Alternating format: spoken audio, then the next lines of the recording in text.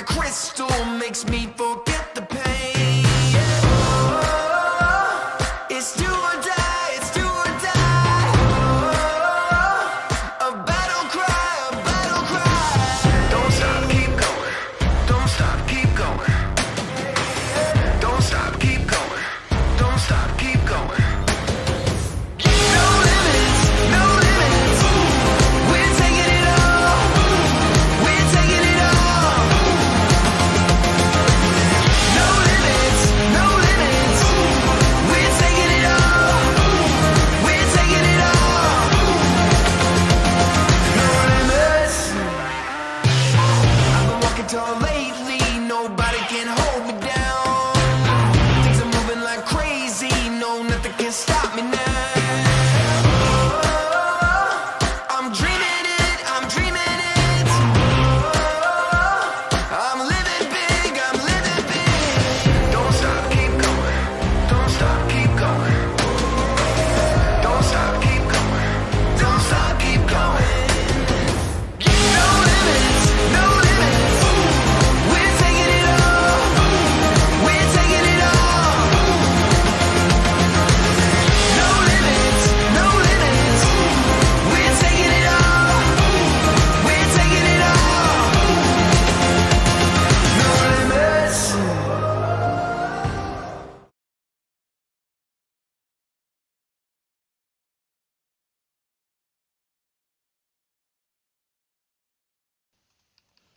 What's going on, guys? Hey, repeat back, and I got a special treat for you guys tonight. How about a brand new league? Well, somewhat brand new league, but not a new name.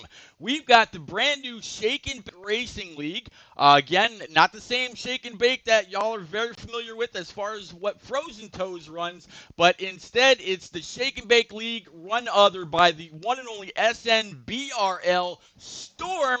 And tonight, I'm not sure if you caught the stream last night for Thursday Night Thunder, but that's right, I got the one and only. I'm Rick James, 36. Yes, he is over there in the virtual booth with me. Rick James, we got just shy of 15 cars that are going to be out here for the Shake and Bake Cup Series season opener at Daytona Motor Speedway, the world center of speed. Glad to have you here, buddy. How are you? Glad to be here, Rick. I am fantastic. Thank you for having me. Thank you to the organizers at the new Shake and Bake, the other Shake and Bake, and they're going to put on a fantastic show for us tonight at none other than Daytona. Pete, it promises to be a spectacular event. Oh, it's going to be completely phenomenal. I mean, these guys, they've been ramping and hyping and getting ready for this race for weeks. I mean, Storm first reached out to me back when he was Thunder God, I believe it was, right?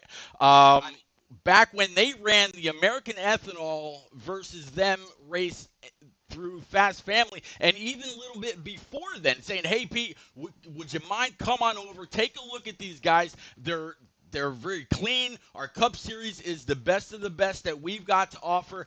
I'd love it if you'd come and broadcast a race." And we kind of stayed in touch ever since that race. And here we are. Storm, how are you tonight? What are you expecting from your guys here at Daytona as we kick off the full season? Well, man, first of all, I'm so blessed and so thankful that I've got to have both of y'all in the booth to open up our season, not only for just any race, but the Daytona 250 that we're running tonight. It's going to be one heck of a show, and can't believe that I'm going to have guys like y'all to be here commentating for us for this spectacular season opener for season 2 here. But I'm very curious to see what these guys put on the track tonight. We've done some preseason testing, and the guys seem to have a grip of how the season's going to be ran. We've got a lot of new guys. We've got most of the guys have come over from the hybrid league, and so we're going to have a really good showing. About 14 drivers are on the scheduled for tonight, and a lot of us have worked with each other before. We worked with each other in some practices preparing for the season, and I can't wait to see how it goes. I think we're going to be in for one great running tonight. Well, Rick, we ran, what was it, about 90-something laps last night at Talladega. Here at Daytona, the corners are completely different. They're nowhere near as smooth. again, he like you just mentioned, just shy of 15 guys going to be out here. This is their Cup Series. This is their best of the best. That bottom line can be very tricky because it doesn't just stay, round. You can't just hold that wheel in one spot, or you can't just keep tabbing over on that computer or that controller rather, and try to maybe hold it in one spot. The apron here is unforgiving. What do you think we're going to see once we get this all kicked off? Well, Pete, I'm hoping the drivers will exercise some caution in these opening laps. It's not an easy racetrack to get under control, especially when the drivers are trying to gain speed out of two and into three. Once they get wound up in that first lap, they're going to need to use all their balance and skill to stay off each other and continue to draft in the right direction, hoping that at the end of 250 miles, they take that checkered flag. That checkered flag is going to be the most prestigious of the entire season. Daytona Motor Speedway, like I said, the home of speed, the world center of speed. Everybody wants to win here, from virtual all the way up to Cup and beyond. Now, Storm, are there any certain guys that we should really kind of be on the lookout for to really push and to be there at the end? Or you got some guys that have that no lose attitude that are probably going to try to bull their way to the front? Are we going to be looking at some double wide or possibly some triple wide action? What are you looking for out of your guys as the season over in the Cup Series? So really, my generic outlook for today, after doing a lot of processes throughout the day, is my guys are going to probably struggle. We haven't really worked on the start of the race, so expect some shaking around going on. Like Rick said, it's going to be kind of a guessing game going into the first couple corners.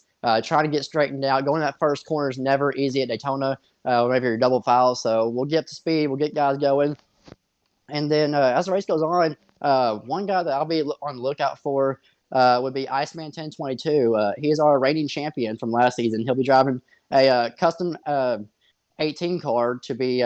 He's throwing back to a Richard Pace scheme to honor GRM Joker 93. So he'll be throwing back to that. So he'll be one to keep an eye out for. He hasn't won yet this season. He didn't. He wasn't able to win the Clash or any of his duels. So. But he is a former champion. He's finished second in all two events so far.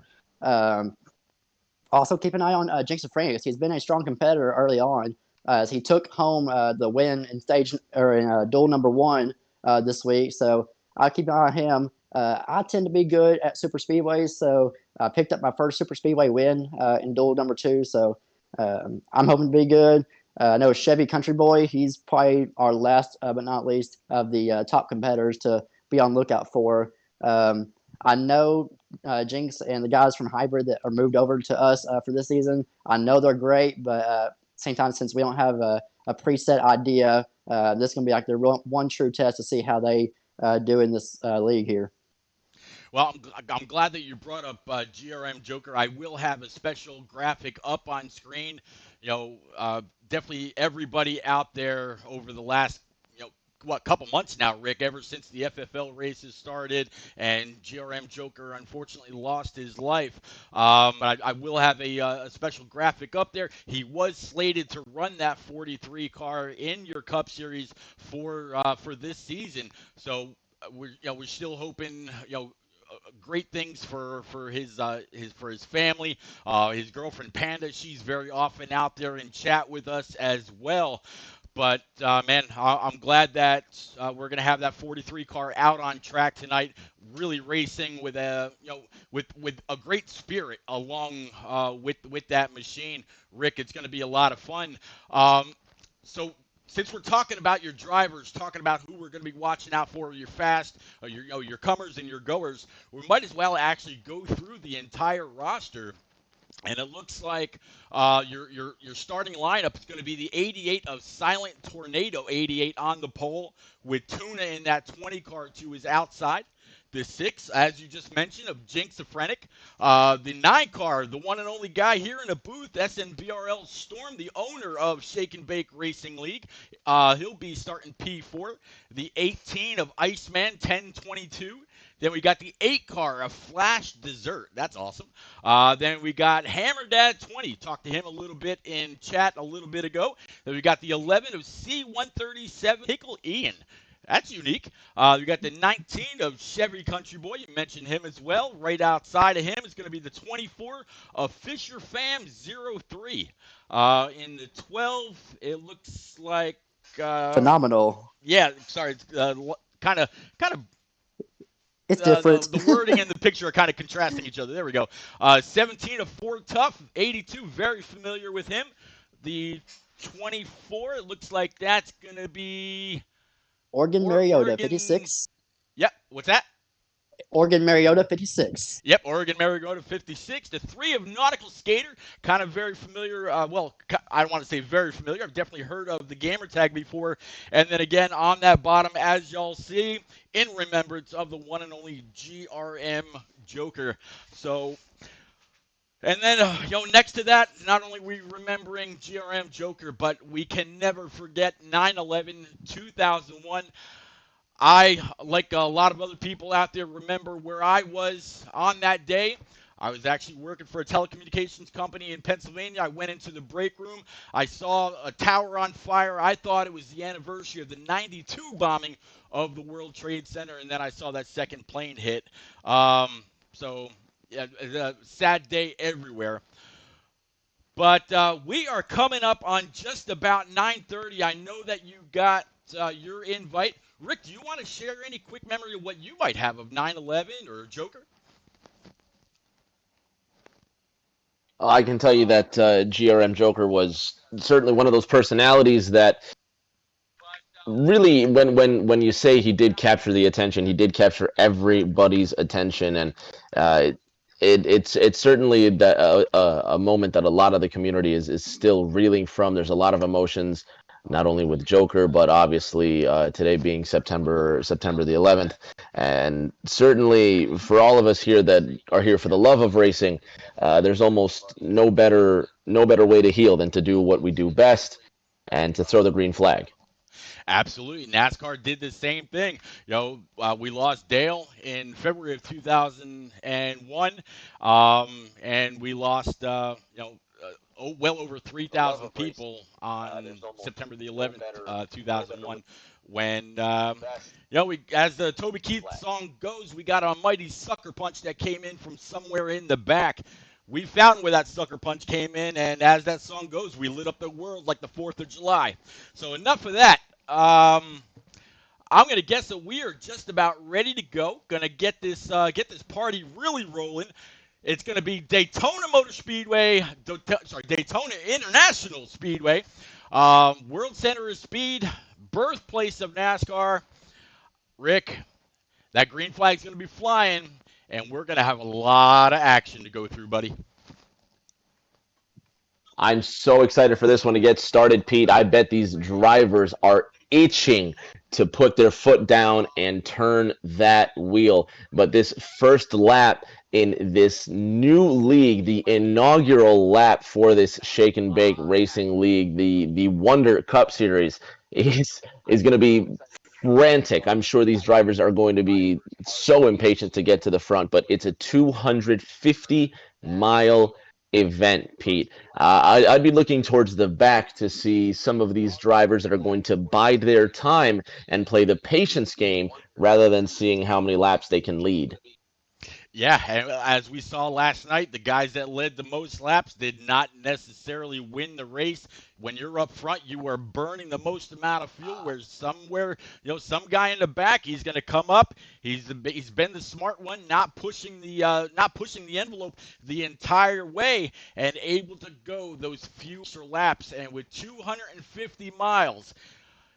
Man, we're talking 125 laps. That's or I'm sorry, less than 125 laps. It's gonna be a long way to go, but I'm anxious to get this up and running. Absolutely, Pete. I'm anxious as well. I'm excited. I'm ready to see what these drivers can put on. And a new league presents so many opportunities, not only for the drivers to showcase their talent, but for some of the unknown drivers, for new drivers to come through and exhibit what they're made of. Guys like Ford Tough, Jinx Frenic, phenomenal. We've seen them time and time again, and we know that they can win a race or two. But I'm looking for guys like 137, guys like Tuna. I'm looking for guys that I've never seen before, like SNBRL Storm. I want to see what these guys can do. I want to see what skills they can exhibit for all the fans at home. Yeah, and that's just it. When Storm reached out to me, months ago and asked me to come and broadcast for him, and he said, "Man, I got a pretty good group of Cup guys. Come on out, watch us, and please, I would you mind broadcasting for our Wonder Cup series at least at the season opener and kind of go from there?" And we kind of lost touch just a little bit, as I think I actually explained that or mentioned it when American Ethanol won their FFL race and was able to move on to round two. That Storm and I lost touch, and then through that race, got back in touch, and here we are. So it's been a process in the making, very patiently waiting on the new season to kick off. Man, it's almost time.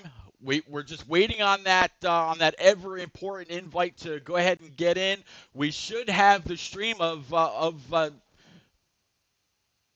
Storm himself to help us out with the laps and the fuel and any other onboard information that we might need throughout the race to keep us up to speed.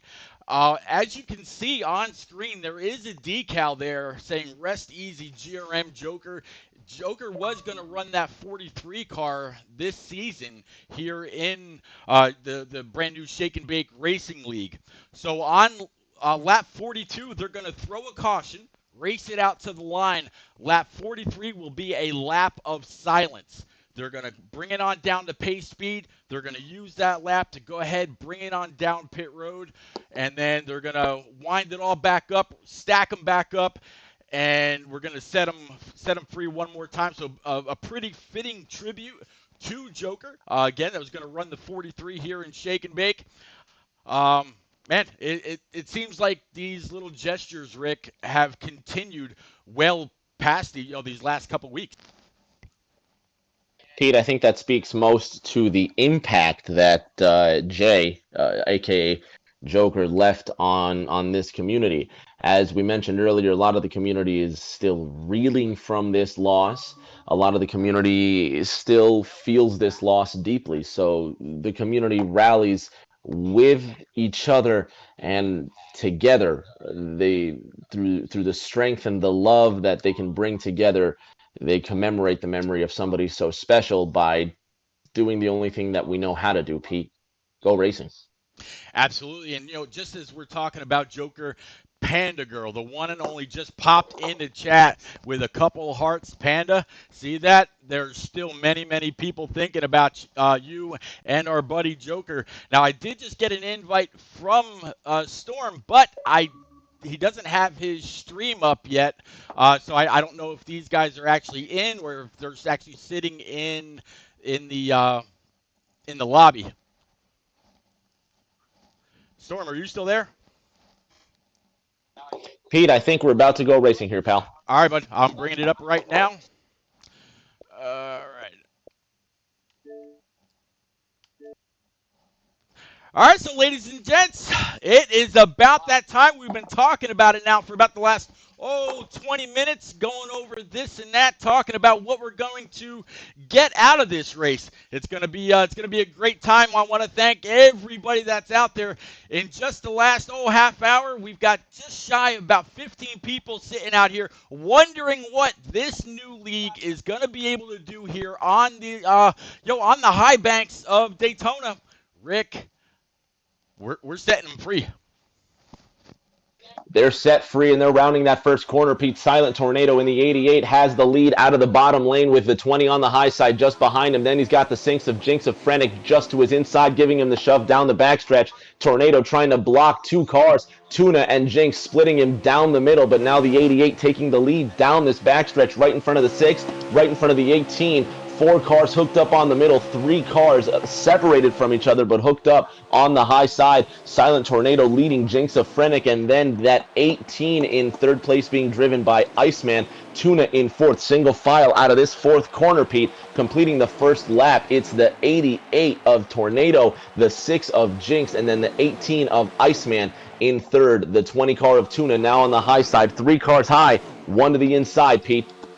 I'm actually really surprised to see this, Rick. Everybody just about abandoned that bottom line and left the 88 down there all by himself. But I think that was just a ploy. There's a huge wreck in the back. Many cars around, including the Iceman, the 20 car, the 44, I believe that was.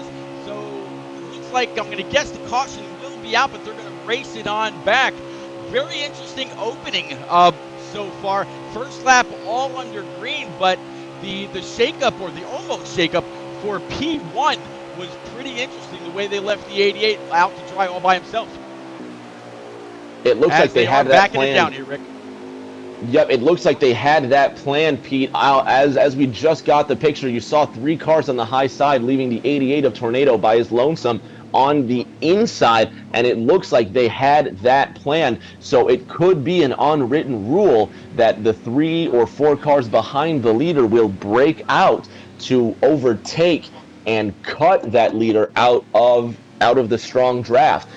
Certainly an interesting move, certainly something that I didn't expect to see in these opening laps, but there you go. And the 6 car of Jinx now leading us in today's first yellow.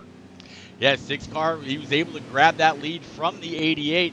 Again, a whole lot of melee happened in the back. So now everybody, it looks like they're lined up. Some cars are going to have more damage than others. They'll get their first crack at pit road and get these tire pressures adjusted. I doubt we're going to see a whole lot of tape, because you can easily overheat here, especially when you're stuck up behind somebody's draft. So tire pressures and a bit of wedge, I think, is going to be the call of the hour. But that's kind of very interesting opening. I didn't expect that. I thought these guys were just going to get on the bottom, run some laps, let them wind down, and then get racy a little bit later. But no, they're after right from the get-go. Oh, absolutely, Pete. You see the 9 of SNBRL Storm, who's sitting right at the front of this one. He's going to stay out. He's got his Hendrick teammate in the 48. That's Hunter right behind him. Tornado in the 88 is going to be sitting in third. And then there you see Chevy in the Toyota is going to be in fourth place when we come back to green. So certainly these guys look like they might have an early partnership going on, these 3 Camaros and this 1 Camry. So Pete, we're only 3 laps into this race, but already these drivers are proving that they'll do whatever it takes to get to the front, and they'll make friends with whoever they need to. Absolutely. Partnerships form when you're at 202 mile an hour and you're really relying on either that guy in front of you to pull your way or pull yourself around these tracks, especially the super speedways. Now, I consider Auto Club and Michigan to be right there in, because it's all pack racing. You get a little bit more spread out at those tracks, but here at Daytona and Talladega, you got to have a partner, otherwise you're dropping to the back pretty fast, almost like what we just saw out of the 20 when he got stuck on that high side. The 20 of Tuna did get stuck on the high side with no help, and the outside lane did not get hooked up at all, Pete. So really, it's going to be a test to see if these drivers can work together on the outside line. Well, we're gonna get stacked back up here. We're gonna rack them up 2 by 2. They've got that new pitting procedure in place, like what we saw during the All-Star race that Chase Elliott won, and what do you know? Look at the car up front. Here we are talking about Chase. And by the way, as y'all see on that crawl going across the bottom of the screen, if you want a chance at winning a Chase Elliott All-Star Win diecast, the same one that actually glows, the diecast actually glows. I will post some information a little bit later on in chat where you can buy raffle tickets to put in your entry. I think at the last count there were about 25 purchased already, so there is some interest. And right now we're single file, and it doesn't look like we're going to go green this time, Rick. No, not at all. Right now we have the 9 of SNBRL Storm still leading this race. Now they get double file, so they're going to take one more pace lap and then go green after that. The 6 of Jinx, who was the leader at the moment of caution, now starting on the outside line, and I've seen that 6 just take that lead like it was nothing on that outside line. So I'm very, very curious to see what Jinx is going to do. He's third on the outside with the 19 of Chevy in second, and then the 48 car being piloted by Hunter Dad. He's going to be starting at the point on that outside line. Well, I tell you what, you mentioned earlier when we were talking about this roster that you recognized the name Jinx and Frennick, and I've seen him around as well. So it's going to be interesting to see what he's going to be able to do, where he's going to be able to go with it. The high side, it could be treacherous if that person on the bottom can't hold the line. But coming down this back stretch, everybody gaining their breath, getting ready to go, and hopefully we get a few more green flag laps in this time. I think that might have just been nerves there, buddy. Absolutely. Now we've got 2 Chevrolets locking out that front row. Matter of fact, 3 of your top 4 cars are going to be Chevrolets. The top 3 actually are going to be Chevrolets. All Hendrick Chevrolets to boot, Pete. So we'll see if they decide to pay attention to the bow tie up front, or if it's every man for themselves when we go back to racing here, Pete. Where we're going to be going back here pretty soon. They're in the center of 3 and 4, 9 car leading them, 48 to the outside, 88 down low, 19 to his outside. You got the 17 and then the 6. Again, we're going to take the green flag here right from the hood cam of this 6 of Jinx and Frennick. 9 car is going to be the control car. He's going to dictate when we go green. You see these cars jumping back and forth just a little bit, getting a little heavy on that gas pedal. Back to green, Rick. Back to green indeed. The cars get wound up here at Daytona. Cars not moving, and you see right in the back a couple of cars did not go. The 88 of Silent Tornado, the 19 of Chevy Country Boy did not move, and the 9 of Storm and the 48 of Hunter are off to the races. This 2-car tandem already breaking away. Pete, it can't last for long. No, I couldn't imagine it would. It really looks like two up front got one hell of a shot. Again, it's going to be the 9 of Storm and the 48. 48 is just staying glued to his back bumper. 88's now got the 17 all over him, and they are nose to tail all the way through the back. See a couple guys, couple stragglers. Again, those cars that did not get a great start. See the 88 with a huge pull all the way across the tri-oval. He's going to try to challenge the 9. They're 2x2, 2 rows deep across the start stripe. Almost 3 wide for that lead headed into the first corner. 88 on the outside, 9 to the inside. Tornado trying to make that happen on the outside, but just not enough steam. Storm leading ahead in that 9 with Hunter just behind him. And those 2 Hendrick cars now with help from Chevy in that number 19 Bass Pro Shops Camry pushing that inside line. And that's all she wrote for the outside, Pete. Even the 17 ducks to the inside. Tornado's been left to dry.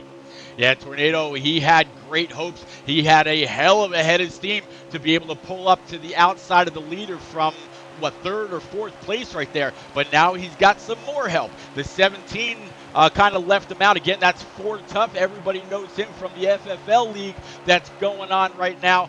But, 6 of Jinx and Frennick is there, and additional company.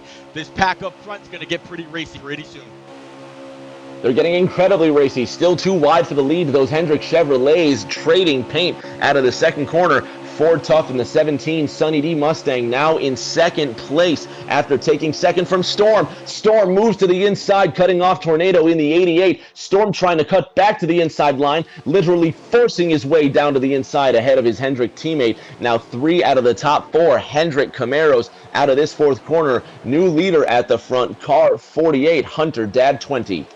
Yeah, Hunter Dad 20 said he was going to try to get up there and lead some laps with that 9. They were kind of throwing a little bit of banter back and forth during pre-race. That 9, I think he tried to pull just a little bit of a side draft off that 17, but instead made a little bit of contact, and it also broke up that whole party. Now the 88 went from about P3 back to P5, and he's under pressure now from the 6, and I want to say that's the 12 of that's the same name I had a problem with earlier. Phenomenal, Pete.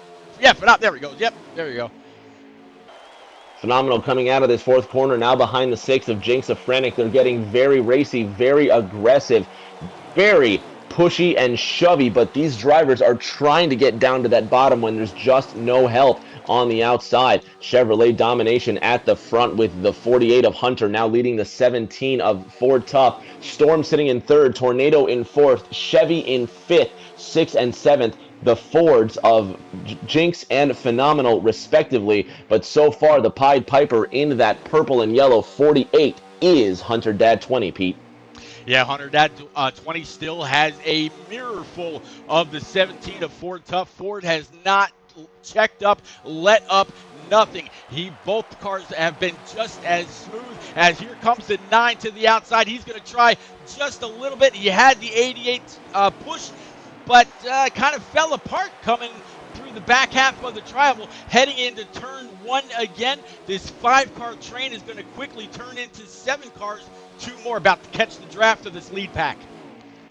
The single file party doesn't stop. The 6 and the 12 of Jinx and Phenomenal now catching up to this lead pack. And then that pack all the way at the back being headed by that blue number 11.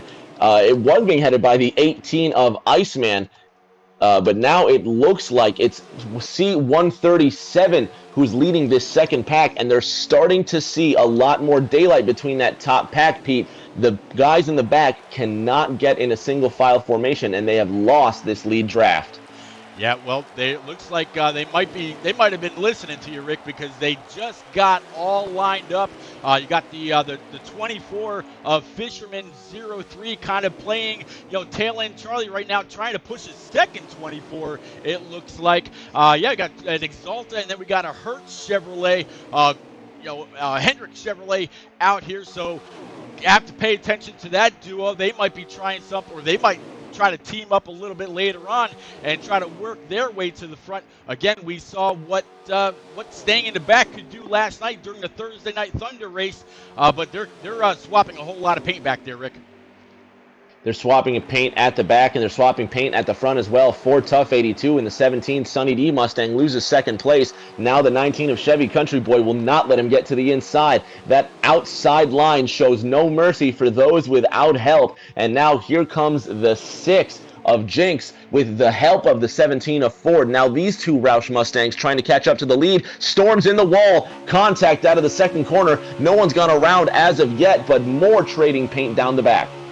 Yeah, I saw the guy that was just behind that 9 car really fishtailing back and forth, trying to save it. Looks like he did a phenomenal job. So at least while the 9 may have tagged that wall, he's got some help. 2 cars will definitely be faster than 1. And as I mentioned in pre-race, you definitely want to have somebody with you, whether it's by accident or on purpose when you're working out some kind of road strategy. At least that 9's got some help, but up front, it's you still got this 5 or 6 car train. That train still stays steady at the front, Pete, and they're trying to save fuel. If not trying, they're doing themselves a favor by staying in a single file line, although they are testing the limits. One thing I haven't seen, Pete, that I've seen in other series is where they try and find daylight or force daylight on the inside, hoping the driver in front just leaves enough room to sneak a nose right between the race car and that double yellow line that marks out of bounds. Another lap ticks off, the 48 continuing to lead this race, Pete, and I don't think anybody has the steam on the outside to get him. Now, I mean, you can get two cars and be somewhat competitive on the outside, but you really need a third. And I don't see any of these guys willing to poke out just yet.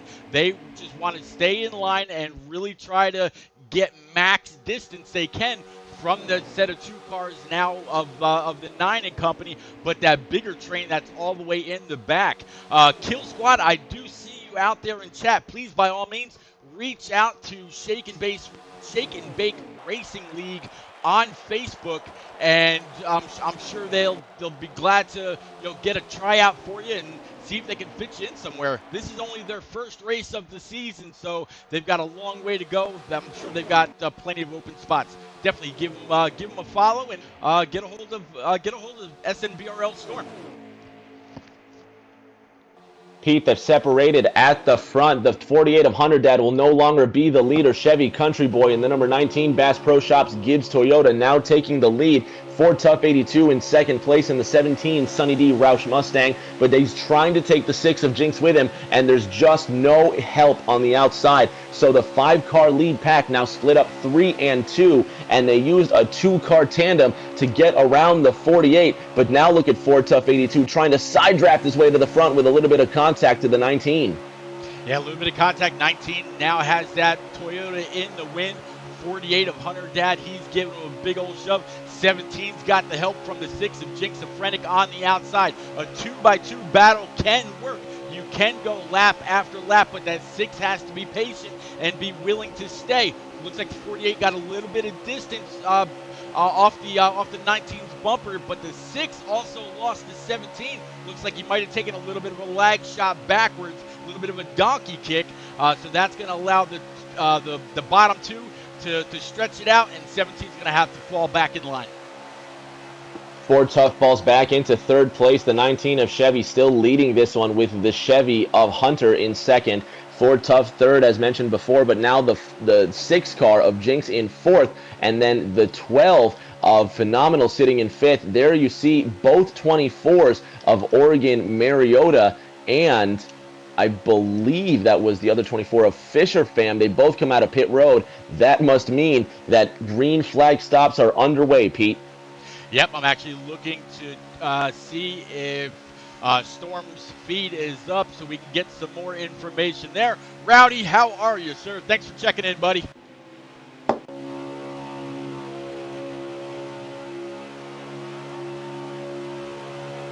The 12 of Phenomenal at the back of this pack here. The 19 of Chevy still leading with the 48 of Hunter behind. But the 6 and the 12 have got to be on fuel conservation mode, Pete. There's no other reason why the 6 of Jinx does not catch up with these leaders, or they're pretending, or they're trying to go for a run out of the second corner into 3. Keep your eye on these Fords and see what they do before these green flag stops.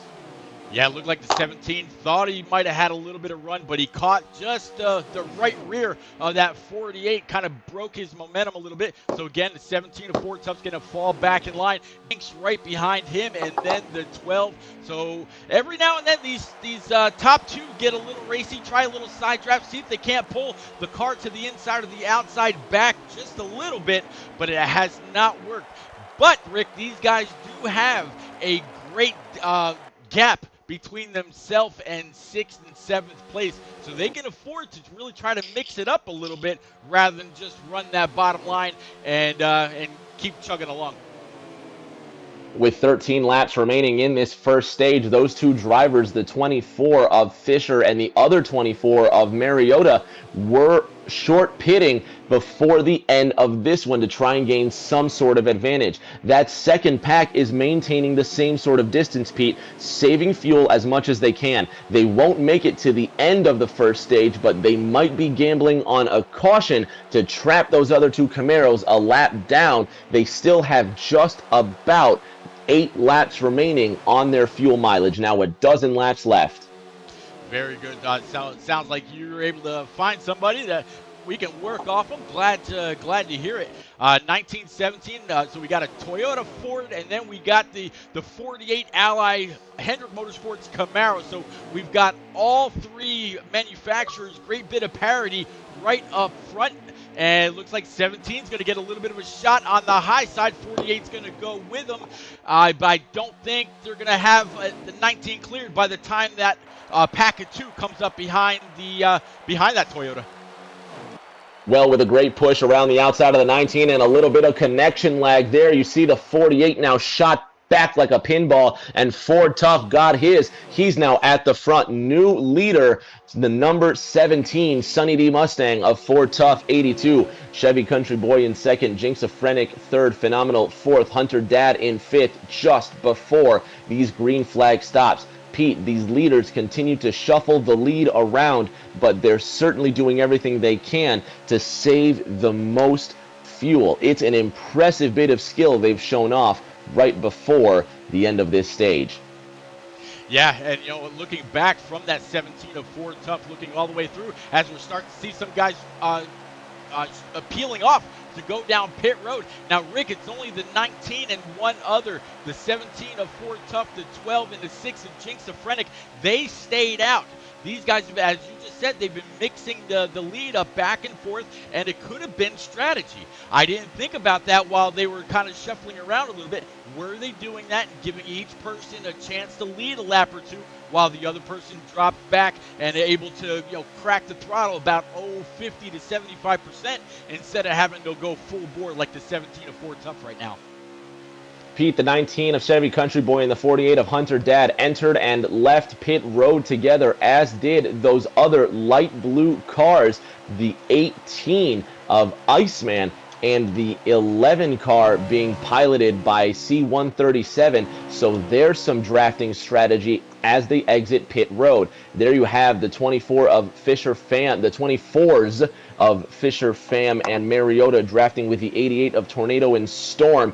Now the 88 and the 9 continue to stay out for another lap, but the 6, 17, and 12, Pete, those top three now lapping cars and still happily drafting at more than 200 miles an hour.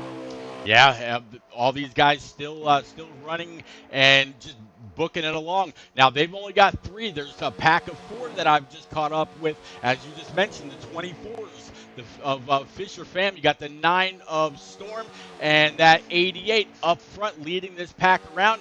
If he can do anything like what Dale Jr. did around Daytona, they really just need to push that 88 as fast as he can, depending on what kind of a line he can hold. If he's all over the place, you need to find a new leader, somebody that can really hug that butter and turn some really fast laps. The 17 of Ford Tough 82 was the leader before the number 6 of Jinxophrenic overtook him down pit road. We'll see who leaves pit road first. It is the 6 of Jinxophrenic ahead of the 12 of Phenomenal, and Jinx now holding the lead far in the distance. There's the 17 of, sorry, drawing a blank here, the 17 Ford Tough 82. These Fords now getting away, we'll see how long it takes for them to draft, because this 6 of Jinx is all by his lonesome. Yeah, 6 of Jinx. I'm trying to actually catch up with him. Right there he is. 6 of Jinx. He's got a good quarter of the straightaway all to himself. But the good thing is the two cars that are behind him, they are not nose to tail. By the time they get nose to tail and catch back up to the 6, I don't know how much momentum and how much steam they're going to have built up. I don't know if the 6 will be able to hold them off, or if he's just going to be a sitting duck and they're just going to go streaming on right by. Well, it's going to be 7 laps to go, and they would do well to draft with that 6 so they can secure top 3 in this first stage. One way or the other, they're going to have to draft their way to the finish. 6.5 to go as that number 6 Cook Mustang leads the 12 of Phenomenal and the 17 of Ford Tough. You see the 6 is on the high side and not letting off the gas, but certainly he'll duck down to the inside now so they can draft as a team in these final 6 laps. Yeah, 6 laps remaining, 6 now coming through the trial. The cars behind got a heavy pull now. So again, it's going to be the 12 and the 19. These guys worked very, very well together. Here they are now heading into turn 1. They've just picked up the 6 instead of blowing right on by. 3 cars will definitely be faster than 2. And I'm sure that if they tried to pass the 6 going through the corner, that their little draft would have probably broken up just enough and slowed them down. So I think they pulled the right move. Absolutely, they pulled the right move, Pete. Now a 3-car train at the front, coming to 5 laps to go in this inaugural Shake and Bake Racing League stage. 6, 12, 17 as they come through that trial for the 2-car tandem of Country Boy and Hunter Dad in 4th and 5th. Number 6 position being driven by Iceman in the 18 with the 11 right behind him, but there's just not enough to catch these leaders that have a 3-car tandem at the front. Yeah, that 11 of C137 Pickle. I tell you, that's a pretty unique gamer tag. Matching colors, so I'm going to guess these guys are teamed up and ready to go. Same paint schemes, the red, the blue with the white numbers. I'm gonna guess that this was something planned. However, the damage to the front end of this 18 cannot be good for this tandem. They probably should switch positions unless that would make the 18 lose the draft. So I'm sure it's going to slow that machine down quite a bit. It's going to slow it down quite a bit indeed, Pete. Now that there's 4 laps to go, speed is going to mean everything, and positioning will be crucial so these drivers get the correct position coming to the Stage 2 green flag. 6, 12, 17 down the backstretch once more. Pete, you can see the 17 of Ford Tough wiggling around left and right, almost daring the 12 of Phenomenal to make a move. They are planning something for the end of this first stage. Yeah, 6. We'll have to see if the 17 of Ford and the 12 of Phenomenal have any kind of a pre-race agreement, or if they're in any kind of a party together and say, man, you make your move, I am with you. That could leave the 6, out to dry. They could have picked him up with a few laps to go just to maintain speed, but when it comes to stage points, it's every man for himself. Every man for himself. 2.5 laps to go down this backstretch. There goes the 17 of Ford trying to slingshot to the outside, and he's putting a little bit of love to the rear quarter panel of the 12 of Phenomenal, but there's no way that one car is going to slingshot around 2 into the 3rd corner. But now Phenomenal knows there's a chance to win the stage if he times the move right. The 17 of Ford will be the push. The 12 of Phenomenal will be the drive. Now 2 to go, Pete. At 2 laps to go, 6-car, 12-car, 17. This 3-car tandem has been together since just after they came off of pit road, their one and only pit cycle for this stage. Now, don't forget, Rick, we've got that lap 43, lap of silence coming up very, very soon, I would imagine, for GRM Joker. And they're going to call the caution on lap 42. They're going to pace it around, go down pit road on lap 43. They're going to kind of use it as a caution, and it should be all set free from there. How many, you said there's this, so we're coming to the white flag right here, right? White flag is going to be in the air, Pete. This is lap 32 of 32 in the first stage. 3 cars still at the front. Phenomenal in the middle. Look at the 17 of Ford Tough. He's hanging back, trying to get a good run out of the 2nd corner. Yeah, 6 cars still holding tough.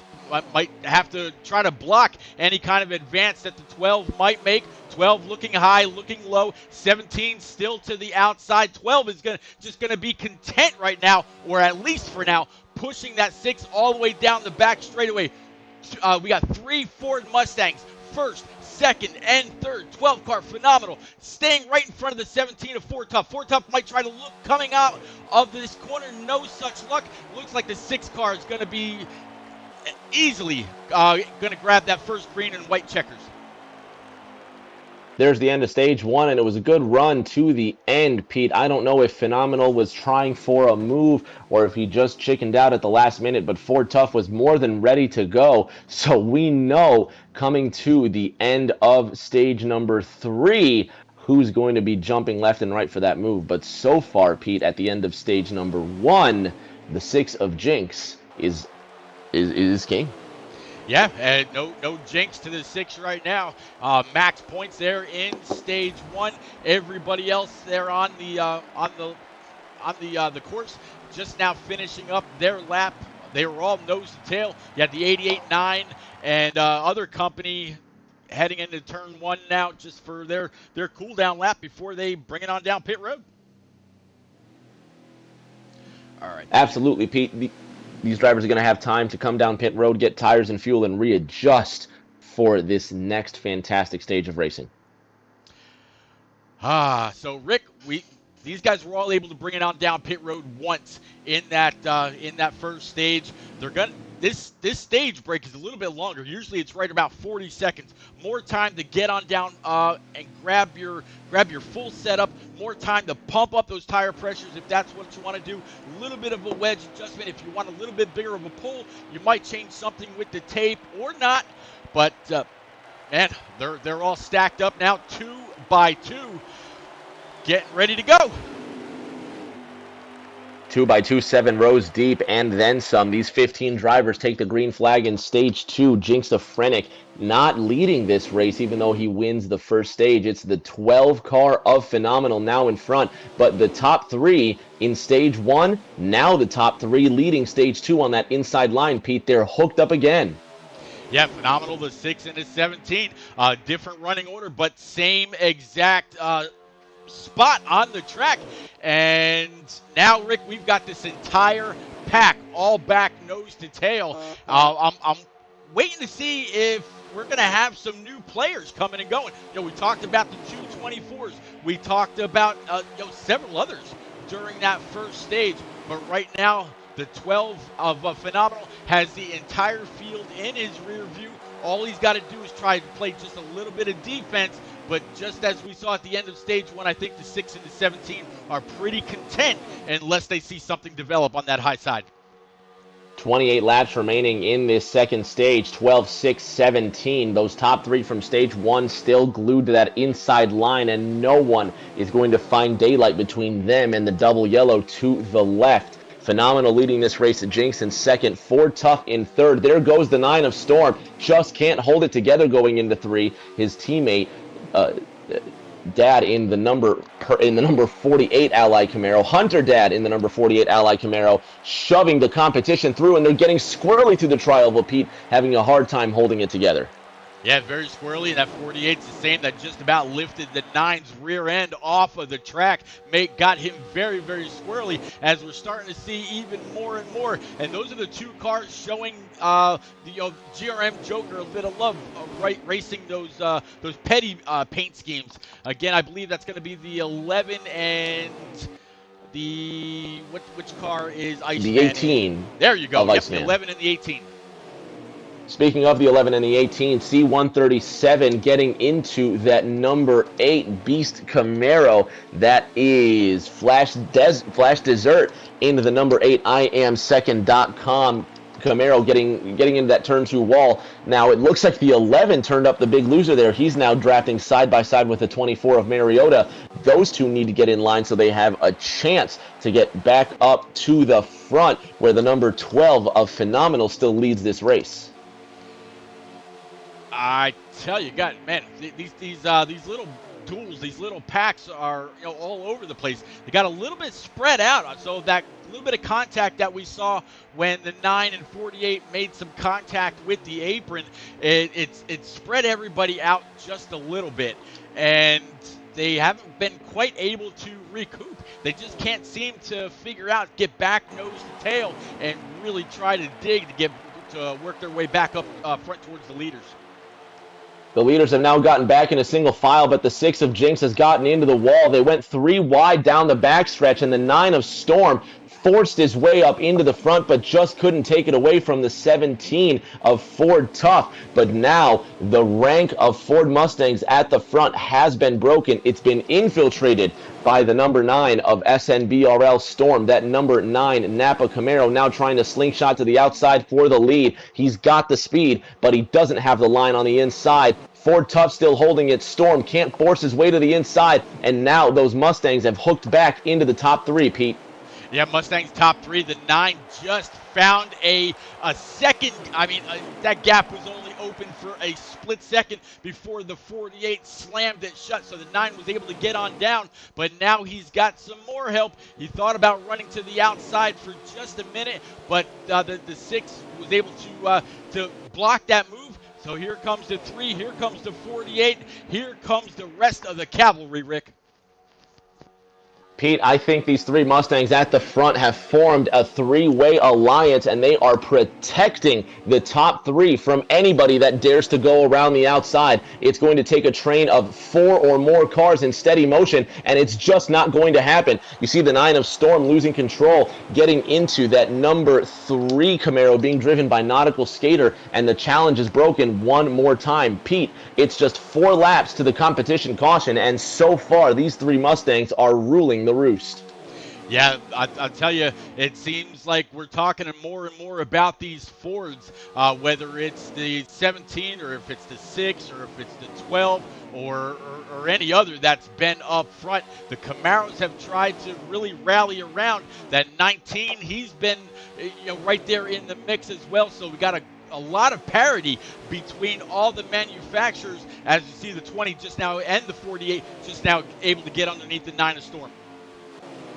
48 finally gets underneath the 9 of Storm, and now in 4th place you have the 20 of Tuna, one of the few Camrys running in this race, but the highest a Camry has been all night long. The 48 of Hunter Dad trying on the outside with just no help. The 3 of Skater getting behind the 48, but they're 3 and almost 4 wide for position, and there's contact in that outside wall. The 48 of Hunter Dad making contact with the wall after some contact from the 3 of Nautical Skater. So there goes the challenge once more. The 3 Fords remain undisturbed at the front, and it looks like a caution's either going to come out, or the 20 tried forcing his way up the inside, Pete. I wasn't sure. It may be the competition caution coming out this time by.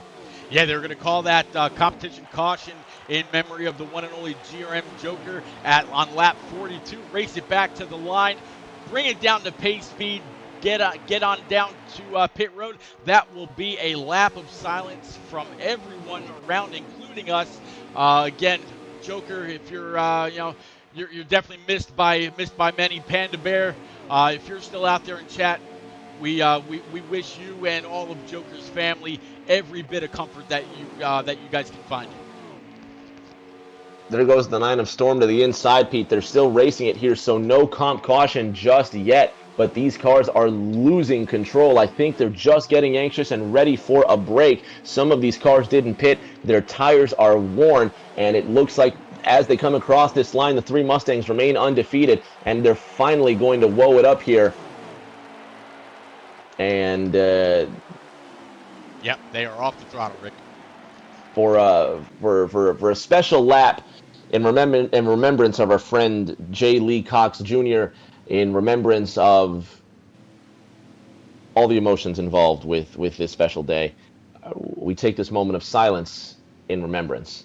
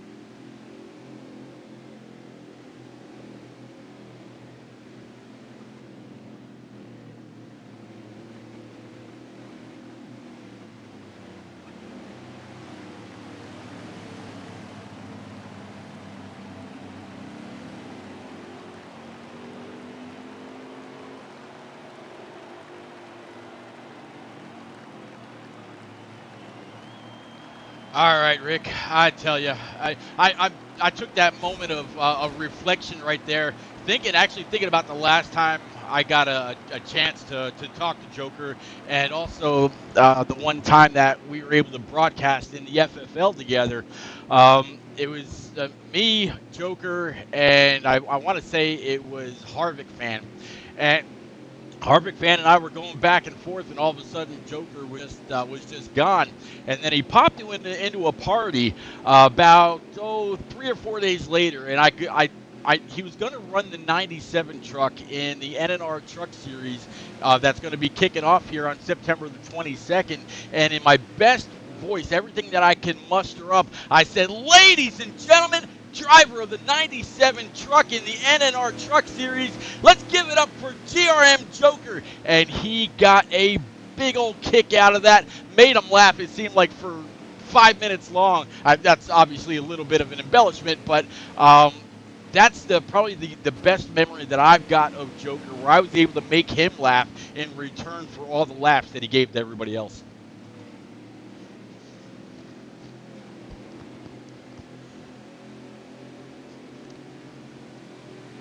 Rick, I think you might be muted, buddy.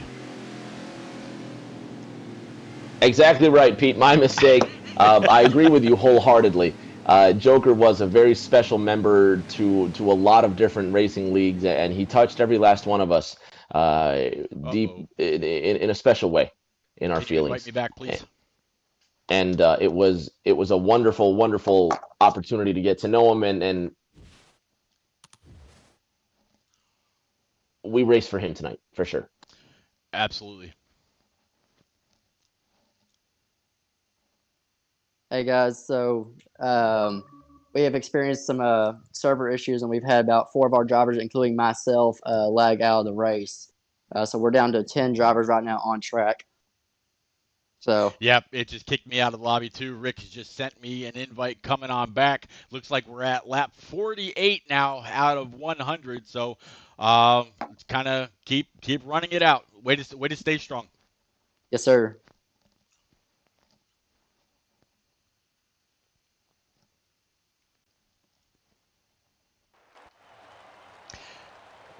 Rick, the servers show their ugly head yet again, and I happen to know that the NAOR TNT race is happening on another channel right now.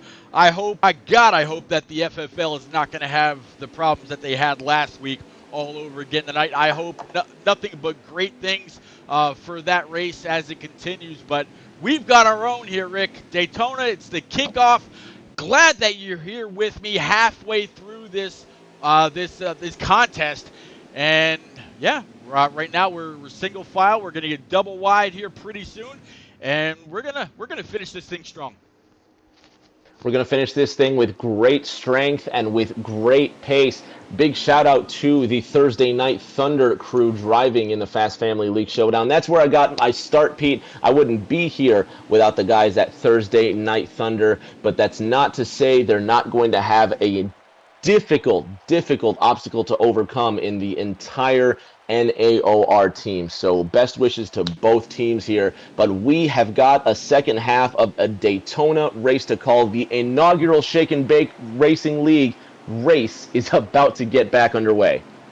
Yep, 17's going to go ahead and cross that start stripe, and they'll get double wide as they start their next pace lap. So it's going to be the 17 of Ford Tough up front, the 6 of Jenks Safrenic to his outside. These guys are no stranger to the front. Kill Squad, I don't know if they are on Instagram or not. Follow me on Twitter, or if you're on Discord, look up SNBRL space Storm. You might be able to find him there.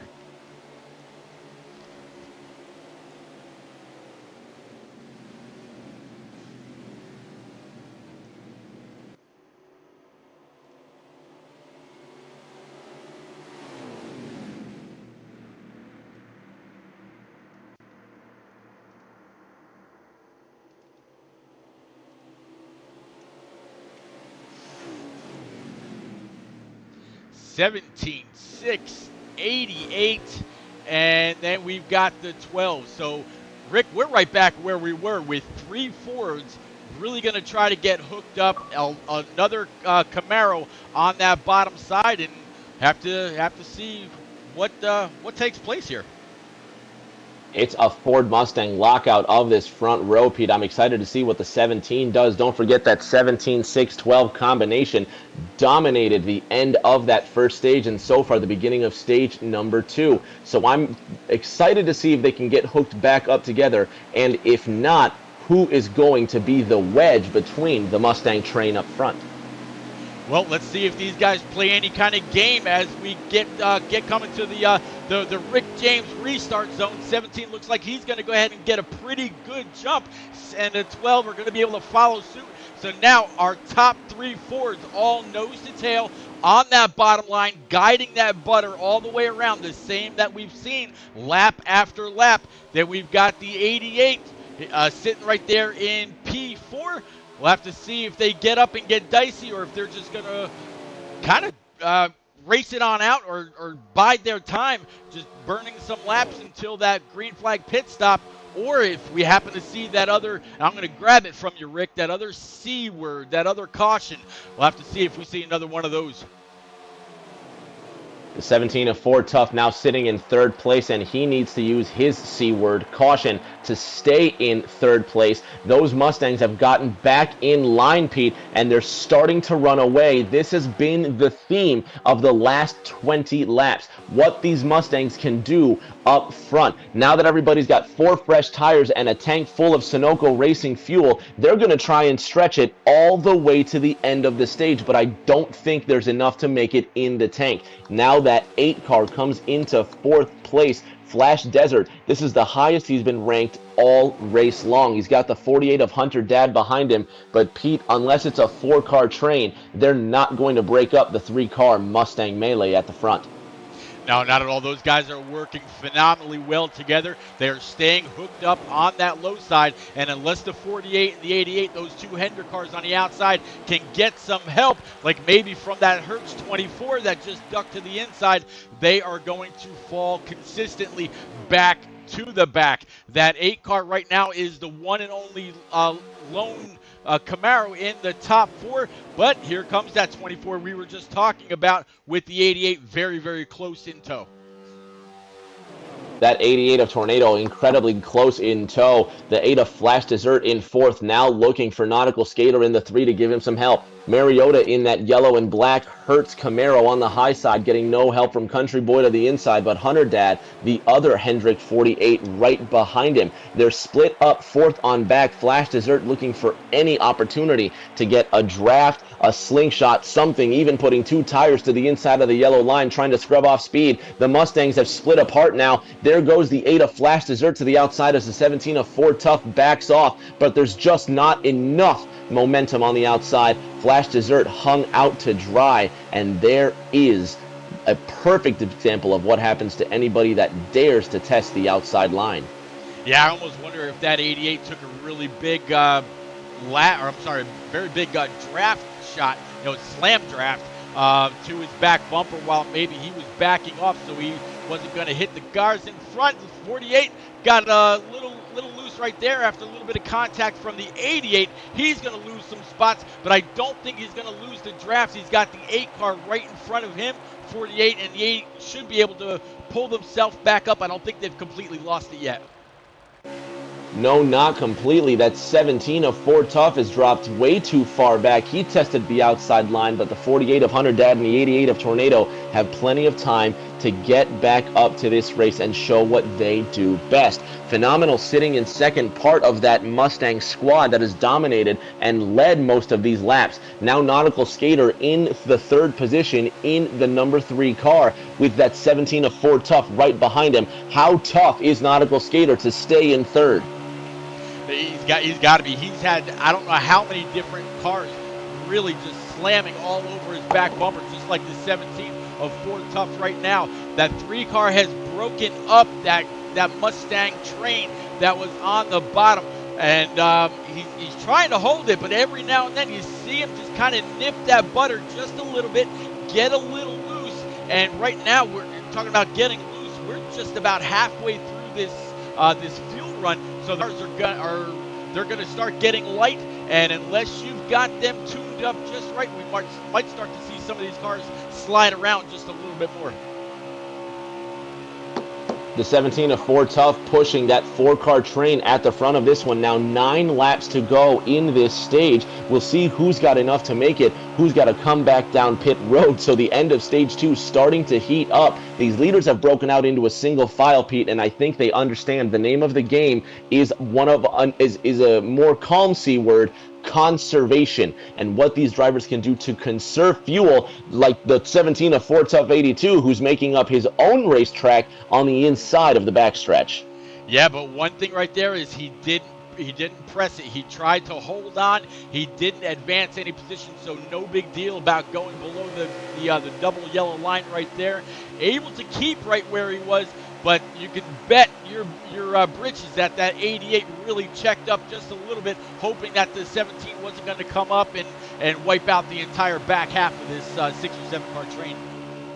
You saw the 17 of Ford Tough 82. He nearly bet the farm and bought it all, trying to make a move on the outside, trying to get the 3 out of position. The 19 of Country Boy now looking to the inside of the 88 Valvoline Camaro of Tornado, and that's the 24 of Mariota, who's now at the back of this 7-car train. These leaders still moving well over 200 miles an hour into that 3rd corner, and there goes Ford Tough 82. He saw the daylight, and he shone some sunny D sunshine into that 3rd position, and now they're 3 wide for 6th through 7th. There goes the 88, there goes the 3, and that's the 88 of Tornado spinning through that runoff area. What a tragedy for the Valvoline Camaro. He was doing so well.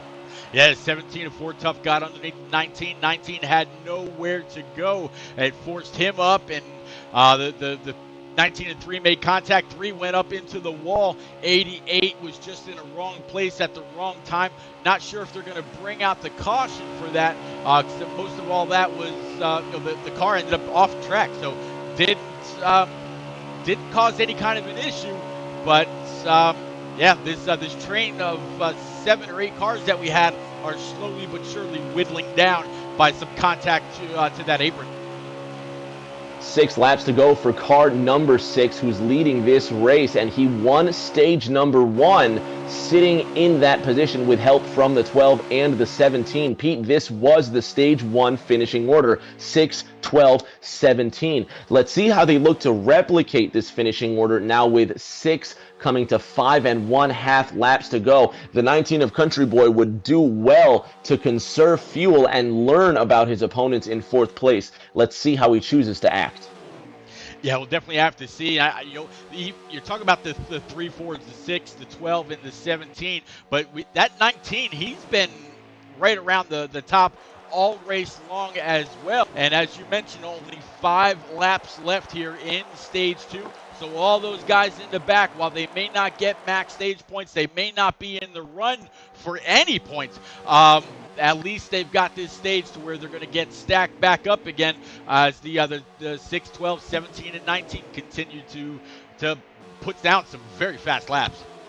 The top 4 still moving at an incredibly fast pace. Iceman, who's all by himself in 9th place, has no one to draft with. The 8 of Flash Dessert now to the inside of Hunter Dad 20. These 2 Camaros who need to be drafting now side by side down the backstretch. Hunter Dad on the outside getting shoved up just a little bit from the 8 of Flash Dessert, but they continue to race. Meanwhile, Pickle Fan, who is lagged out of this race, sitting in the middle of pit road, while Country Boy, who's in 4th, trying to draft up to these leaders and make a move. There goes the 17 of Ford Tough, Pete. Yeah, Ford Tough, I'm not sure if this was a move by design, thinking, hey, or maybe talking to that 19 in team comp, saying, hey man, let's go. If they got 2 cars down on bottom, we can have 2 cars on top, really have a duel for this top spot as stage 2 is getting closer and closer to coming to an end. But now it actually looks like the 19 might actually lose the draft. Are they slowing down? No, they're not. Never mind. It's just me. I thought the same thing, Pete. I saw the 19 just not losing as much space as I thought he would, but he caught the draft back up to Ford Tough in the 17. There's now 3 laps to go left. I'm sorry, 4 laps to go left in this stage. It'll be 3 next time by. The running order remains 6, 12, 17. They presumably have enough fuel to make it to the end. There goes Ford Tough again. Looks like he's very loose out of 2. Could be trouble for the 17 if he doesn't get his line together. You know, every now and then I hear somebody joking, if you're in a public lobby or just another community race or something like that, I'm going to race on preset 9. I would really be curious to see where Ford Tough started this race, whether he actually tried something, maybe thinking, you know, I've got a long season ahead of me. Daytona is a wild card race. It's all about where you can put your car in that last lap, last turn on the last lap. Maybe he did try on a little bit higher of a preset, got those tires all cranked up to 60 by now, and just trying to maintain a whole lot more speed. But he definitely seems like he's getting loose a bit more often than others. Wildly loose as this 4-car lead pack continues to move at an incredible speed. Jinx in front, phenomenal second, Country Boy third, and now you have the 17 of Ford Tough in fourth. Drivers are losing control, phenomenal, trying to get some semblance of where his car needs to point. Now white flag in the air for these drivers. Yeah, white flag is out. Oh, a little bit of contact there between Ford and 19. The 17 rather, and the 19. I think Ford might have wanted to get up behind the 19 and give him a little bit of a shove. Right where they do it, right there was the right spot, but the 19 did not pull out in time. So they got one more chance, I think, halfway down the backstretch. Get down, get into the draft, and try that great pull coming off of 4. It's going to be too late. He really needed to back off this. Rick, you got him to the line, buddy. 6 leading the 12 of Phenomenal coming out of the 4th corner. Here's a push on the high line. 6 of Jinx goes high. 12 of Phenomenal to the inside. Love from the 19 of Country Boy. 12 of Phenomenal beats them to the line. Ford Tough in the 17 in second place. You saw the 19 of Country Boy wiggling left and right, trying to get some move up the inside, but alas, that 3-wide move led to heavy contact out of 4. Phenomenal kept his foot in it, hung on to her, and he's your Stage 2 winner. Yeah, great effort by that 19. He saw the opening, and he tried to take it, much like what Brad Keselowski did to Jeff Gordon. I believe it was at Texas a few years ago. Jeff Gordon left the hole. Brad Keselowski tried to go through it, ended up cutting down Jeff Gordon's right rear, or his left rear, rather, and Jeff went around. I think the 19 saw that hole. I don't know if the 17 of Ford Tough got a flat or not, but I tell you what, that was a great effort by the 19. Fantastic effort by the 19, Pete. So now these drivers have a few seconds to regroup themselves, collect their thoughts, and get ready for this final stage. Pete, it's Daytona. It's the season opener. It's everything. To the end, we're going to throw new stuff at the wall. We're going to see what sticks. And I think the P word, patience, is now gone out the window, Pete. That's very possible. You know, they started off with very little patience with a turn 2 first caution, but they've been great ever since. We'll have to see. Again, Rick, racked and stacked back up the start of Stage 3, about to set them loose. I'm going to work my way back up to the front. I'm on board right now with the 6 on the outside of the second row, 19 down low, 12 and 17. Those are your 2 control cars up front. At the front of this one, those 2 control cars still leading this race. That number 12 of Phenomenal still at the front with the 19 of Country Boy behind him. The 6 of Jinx of Frenick sitting in third. And there goes the 17 of Ford Tough to the outside. Now the 3-car of Nautical Skater in fourth, pushing the Camry in third. The 2 Mustangs still leading this race. Yeah, 2 Mustangs, and I tell you what, now they got that 19 Toyota right in the mix, that Bass Pro Toyota Camry. 3-car, he's right back there in the mix. There's the 17 of Ford Tough sitting in P5. Then we've got the 8. He's right back in a pretty familiar spot. This entire pack, Rick, is right back together. We've lost a few along the way, but by the way they're dicing it up, you wouldn't know it. They're racing like it's the last lap, Pete, and there's still so much competition left. Now on the 69th lap of competition, they're going to need some nice driving skills to make it to the front. And there's a nice move from the 6 of Jinx of Frenick, now trying that outside draft. A little bit of contact from the 19 of Country Boy, but look at the 6 move, push from the 17. Jinx trying the slingshot on the outside. The 17 of Ford almost going up the middle, but not enough. The 6 of Jinx to the front. The 17 of Ford shoving him around that fourth corner. That 2-car tandem is going to shoot up to the front, Pete. New leader, car number 6, Jinx of Frenick, with the second outside pass we've seen for this lead. And I'll tell you what, I'm actually very, very impressed with Ford Tough. The 6 of Jinx of Frenick. He didn't just leave Ford Tough out to dry when he was clear to dip on down. Instead, he stayed up high when the 12 lost all momentum and all help from behind him. 17 of Ford Tough now up to P2, 12 car, and the 8 car top 4, 19 out to dry on that high side. 19 out to dry on that high side, and just no help for Country Boy. And now the 3 Fords have retaken the top 3 once again, Pete, coming to complete lap number 70 and now starting lap 71.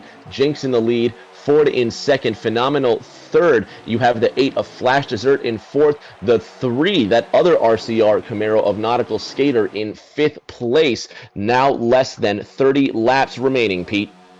Yeah, less than 30 to go. 6 car and the 17 up front. All kinds of clean air getting dumped on the 6 of Jinx of Frenick. 17 of Ford Tough, he's been no slouch all race long. Here comes a bit of a challenge. Now the 8 got a huge pull to that outside. He's got some help of the 12 as well as the 3 car to the outside. Let's see if he does the same thing as what the 6 and the 17 did. They stayed up together, and yes, that train is just going to keep on rolling on that outside 3 car pass for the lead. 17 sees that momentum. He's going to try to get to the outside, but a little bit of contact to the outside of the 6 is going to slow them both down. Great move by 4th, 5th, and 6th to bring himself up to 1st, 2nd, and 3rd. The 8 of Flash Dessert, what a move on the outside, Pete, and he's leading this race. And for the first time since stage 1, Pete, a non-Ford is leading this race, and I think someone's finally unlocked the secret to getting past those pesky Fords. Now it's 8, 12, 3, your top 3, Flash Dessert, Phenomenal, Nautical Skater, but look at Jinx of Frenick and Ford Tough 82 sitting 4th and 5th with help from Iceman, tucked away in 6th in that blue and red Rheem Camry. Yeah, we started off with, I think when Storm checked in, he said there was about 10 cars left on track. Well, right now the top 5 or top 6 have kind of broken away just a little bit, maybe top 7. But a little bit further back, you got a couple of lone survivors just chugging on, hoping that one of those cautions will come out to where they will get a second chance to get back in this draft, keep up with everybody else, because we both know, Rick, when you're by yourself, it is a lonely road.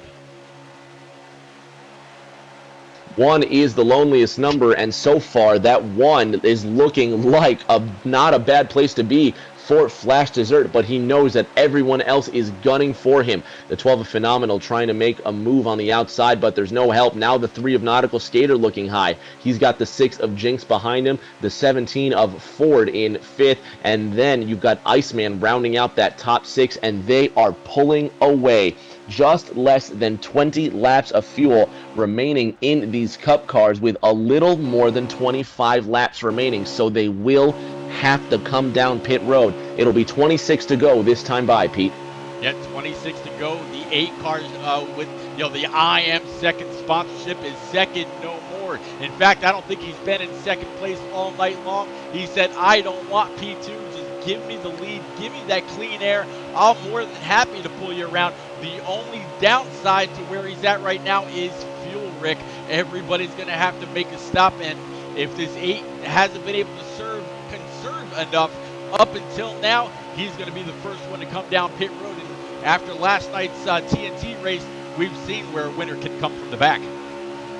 A winner can come from the back. This could come down to fuel mileage. That TNT race ended on just that. COT Tommy becoming your winner solely on mileage alone and working out the math perfectly. I kid you not, Pete, you saw with your own eyes, he ran out of fuel just as he crossed that start-finish line. Flash Dessert will either have to do the same or short pit if he intends on leading the rest of this race.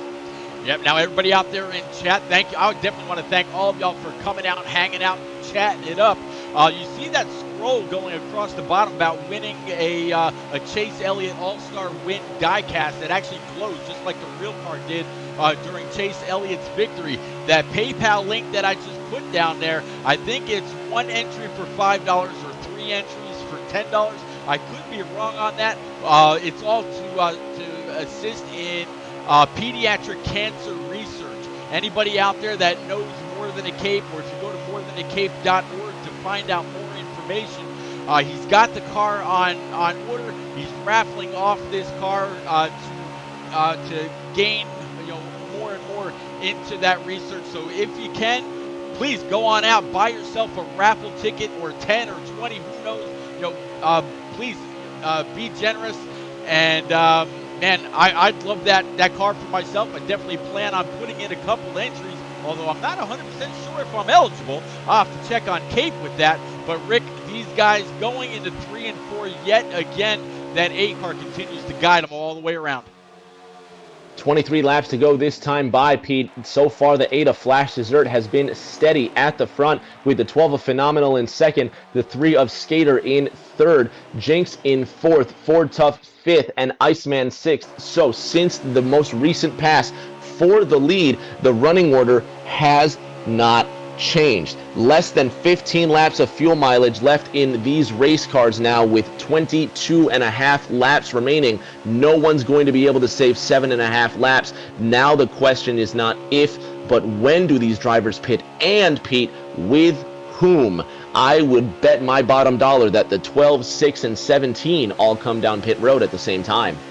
I'd probably take that bet, and I would imagine that that 18 car right behind these guys is going to be right there with them. It's good to see the one sole car that's out here as a dedication to Joker, running that petty paint scheme up here in this top pack. He hasn't been there all race long, but now he's chugging away, just keeping up with these guys.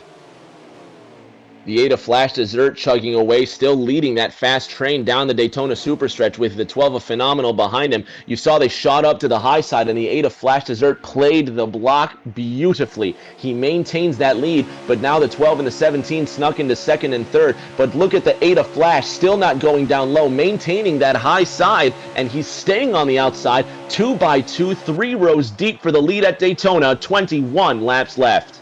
Yeah, Ford Tough, if that was the last lap right there, he would have taken it all in a photo finish. So as you said, 3 down high, 3 up, 3 up high, 3 down low.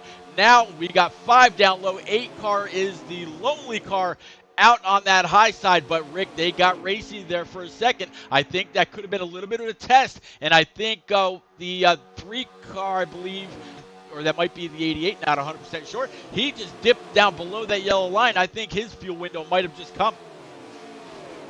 He's going to find no draft help. The 24 of Oregon Mariota got loose and spun his car coming down pit road. Here they come. Here comes the 8 car. Here comes the 3, the 12, the 6 has come down pit road. Not the 17, not the 18, Pete. So these 4 cars coming down, and that leaves just 2 cars at the front to draft by themselves, Pete. The 17 of Ford Tough 82, the 18 of Iceman. They're going to need to come up with something special if they intend on retaining first and second place. Yeah, now when these 4 come out, they came in very, very close to each other. When they come out, if everybody does pretty much the same thing, maybe just right side tires and fill it up or something like that, they should be able to come out relatively close to each other, get back in that draft. As you see them exiting pit road right now, they're actually going to come out closer than they were when they pit. So these guys are going to get out, get back up to speed, and they're probably going to gain quite a bit of time on those 2 that stayed out, because they're going to lose all kinds of distance to this front pack.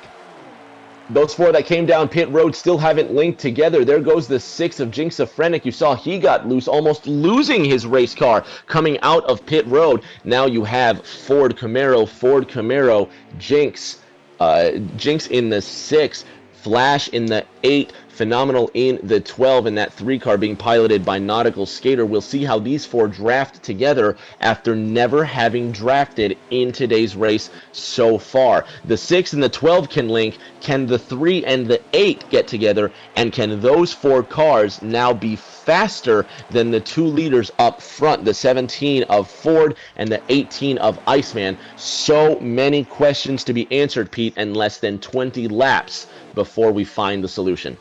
Yeah, 17, he was smart. He kind of hung back after he lost the lead, said, you know what, I'm just going to sit right here, I'm going to ride. The 18, also, that petty paint scheme I was just talking about, he stayed back. He was just riding. So both of these cars saved quite a bit of gas. I didn't see him signal right there down that backstretch that they're going to be pitting this time. 17 of Ford Tough has been able to hold a very, very pretty wheel all the way around. As they didn't signal, they're going to flash on by the entrance to pit road, completing 1 more lap. And I can tell you that old Iceman, he's got about 8 laps left in his tank. So all that thing really paying off for this 18 car. It's going to be 17 laps to go now that they've crossed the line, so these drivers have enough to make it in the tank. But at this point, they're still sitting nose to tail, while their competitors, 4th through 6th, have now finally gotten back in a straight line. The only difference is now they have the 48 of Hunter Dad with them, so they are now 5 and 6 cars strong, with the 19 of Country Boy now joining the straight line. But if they can't get in a straight line and draft as a unit, it will be all for nothing. The 17 and the 18 continue to gain time. Yeah, 17 and 18, they're going to be able to really do everything that they can. Actually, the 17 and 18 both just now hit pit road, so they're going to go ahead and get on down, grab at least those right side tires, fill up whatever they need with that Sunoco E15 racing fuel, and try to get back out as soon as possible, get lined back up as soon as possible, maybe pick up a straggler, pick up a little bit of speed, and get back into the hunt. But yeah, everybody should be able to complete their full green flag pit stop here very, very soon. And actually, Rick, it looks like that 18 is being held on pit road. So black flag penalty for the 18 of Iceman. Unbelievable. The 18 of Iceman that was doing so well now being held, but he's still behind that 17, and they're going to give that lap back after lapping this first pack of cars. So we'll see where they end up when it all shuffles out. Pete, incredible scenes at the front of this one. This Daytona 250 coming to a close. Yeah, coming to a close. Now that they've gone down pit road, they've got 19 laps of fuel in the tank. Next time on by the start stripe, we'll go ahead and grab a lap count.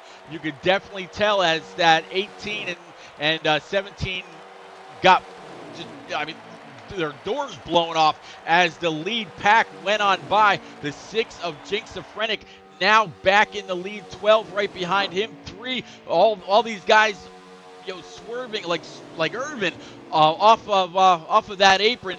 1948 keeping a little bit of a distance, now pulling right back up, but 1st through 6th now all nose to tail going into turn 3, Rick. The 19 of Chevy Country Boy actually being scored as your leader, with the 48 of Hunter Dad sitting in 2nd place. They planned for this, but they're gambling for a caution because there is not enough fuel in those tanks to make it. Now 15 turning into 14 laps left as they cross this line. The 19 leading, the 48 in 2nd place. That 8 car, the IamSecond.com Camaro, a Flash Dessert, he is not being scored in 3rd. He is with the other 3 cars at the front. Jinx in the 6th, Phenomenal in the 12th, and the 3 being driven by Nautical Skater. So a bit of a position shuffle here. The 19 and the 48 running their own race, hoping for a caution. Boy, they really they better start praying to the caution gods that we either get some rain or something like that. God forbid we come this far, we don't see any more issues with, well, I'm not even going to mention it, but hopefully we can keep it green. But the 19, the 48, they've got other plans. They want to see something else. Storm, thank you very much for that sub, sir. Absolutely appreciate you, buddy. Coming around now with lucky number 13 laps remaining. The 19 of Chevy Country Boy still leading this race, but there is a pit stop in his future unless there's been enough fuel saved. But Pete, I can't imagine a world in which that's possible. However, they're still trucking along, trying to make up as much time and save as much fuel if the inevitable happens. So the 19 still leading this one now with 12 laps remaining. Yeah, 12 laps to go, and you figure these guys in the back, Rick. We all know nobody here is flat out except for the leader. We mentioned it a couple times last night. The only one that is full throttle all the way around is going to be that 6. Everybody else at some point is checking up, saving just a little bit of fuel, but maintaining pace, not really falling too far back. The 19, he's been right around P4, P5, as far back as P6, but he's been in the front pack all race long, all night long. I don't know what this 19 has in the tank. You don't know what he's got in the tank. Neither one of us are behind that wheel, and there's our answer. They are both bringing it on down pit road. The 19 and the 48, like you said, a race of their own. Now they're pitting all alone. Now they come down pit road with that lead, but they're going to relinquish that lead when these cars come back around. The 18 of Iceman now sitting in 7th place with the rest of his competition just up ahead. The 6 of Jinx, the 12 of Phenomenal, they are poised to take this lead, but the 3 of Nautical Skater now catching up in a hurry. The 8 of Flash Dessert needs to get up there and help draft to the front. These leaders currently racing back in a hurry, frantic to take this lead and close this 500 out. It's going to be 10 laps to go as they cross the line. 10 laps to go, 6 car in the lead, 12 as you said, 3 car, the 8 he's gone ahead and just asserted himself back up into P4. He was going an easy 10 to 15 mile an hour faster than that 3 car was. He had a strong pull back up into this line, but still that 6 of Jinxophrenic doing everything he can to protect that yellow line all the way around the track. We've seen some people hit that apron just a little bit, get kicked back up. 3 cars done it quite a few times. There he is doing it again, and that's actually what shuffled the 8 car about 1 or 2 car lengths back. But still, this top 4 continuing to stay nose to tail. They should all be good to go on fuel, and now they're actually coming up to a couple stragglers in front of them, Rick. Nautical Skater being scored 5th as they come up to the stragglers. Phenomenal in 4th. The 3rd place position being driven by the 6 of Jinxophrenic. 2nd is Hunter Dad in the 48, and your leader, the number 19 of Chevy Country Boy, literally leading by himself into this 3rd corner. The 48 is just behind him, still trying to catch up to this leader. So these cars by themselves losing time now with 8 laps to go as they cross this line. Pete, it is a chase between this 4-car pack being led by the 6 of Jinxophrenic to get up to the 48 and the 19. They're almost there, and they're about to overtake them for 2nd and 1st place. Yeah, 19 all by himself. So those two that went in together came out together. 48 definitely had a little bit slower of a stop. So this train that is rolling around the bend, as the old Johnny Cash song goes. Now they're going to pull the outside of that 48. 48's going to easily lose several spots. 6 is Jinxophrenic with a big push from the 12. They've got that high side momentum coming. They're going to be able to catch back up to the 19, but what is the 19 going to do? Is he going to pull a last-second dive to block the move? Or yes, he did. So side to side, it looks like almost 3 wide across the line there, Rick.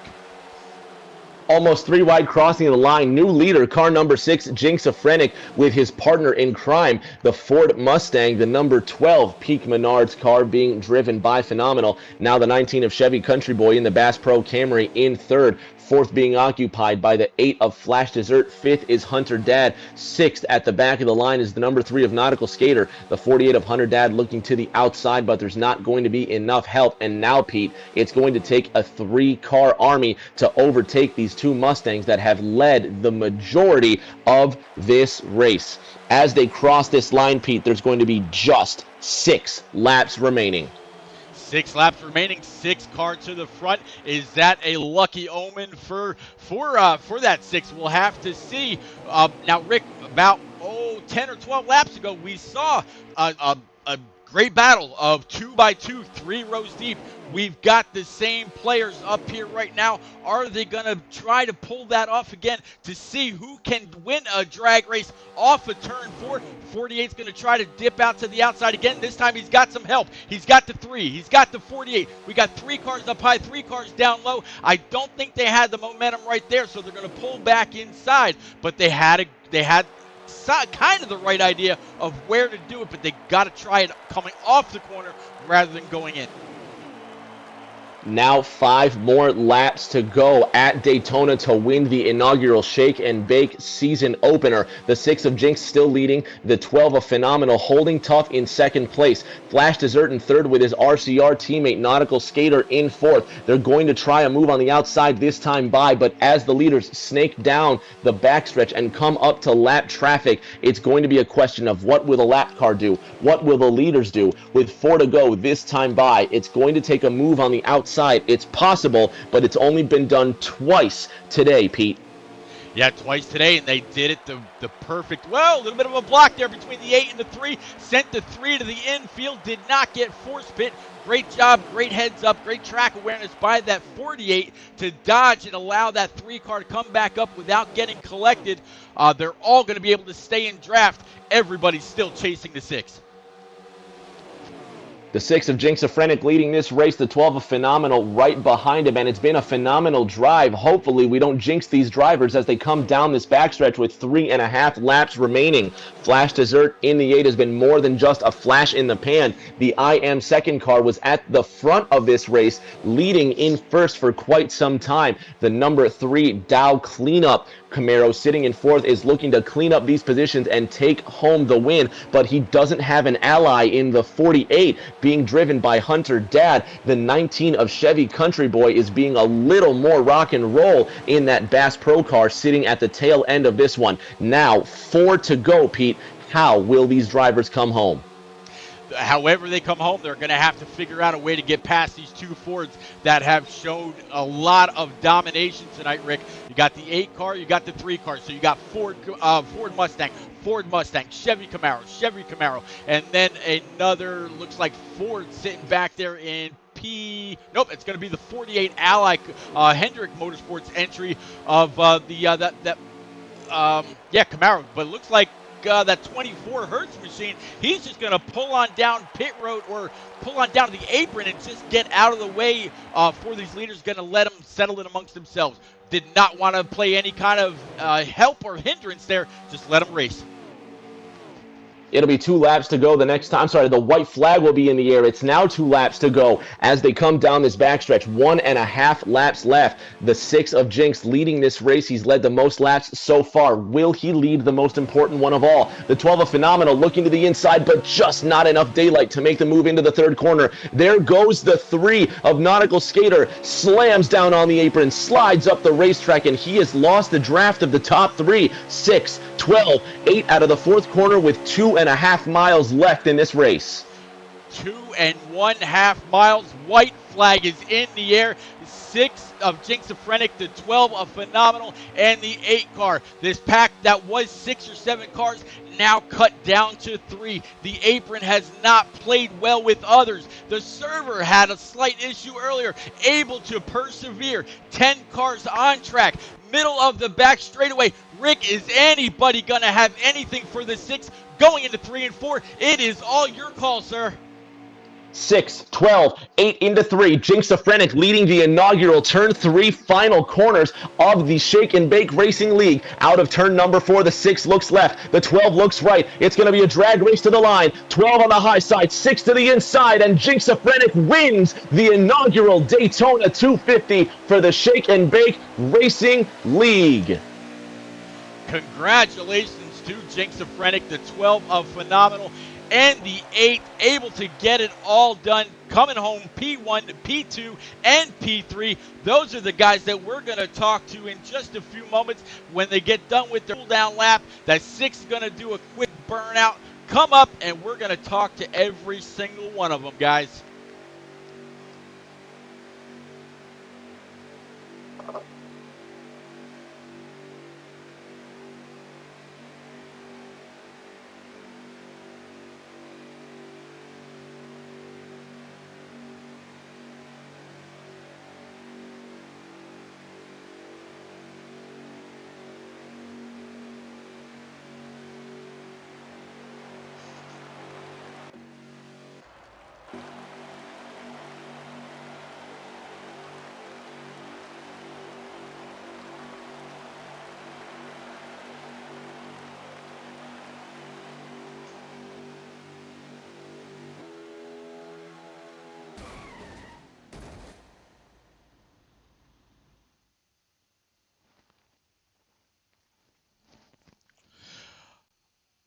All right, getting our booth all set up for these guys. Again, congratulations to the 6 of Jinxophrenic.